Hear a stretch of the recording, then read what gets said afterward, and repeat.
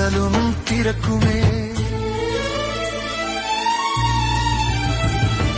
வேலுமல்ல சூலமல்ல வெட்டவெளி தானுமல்ல பாலுமல்ல பழமுமல்ல பக்தி என்னும் பாவமல்ல காலமல்ல தேசமல்ல கருணை கொண்ட வடிவமல்ல ஞானமாகி நின்ற நேர்மையாவர் காண வல்லரோ.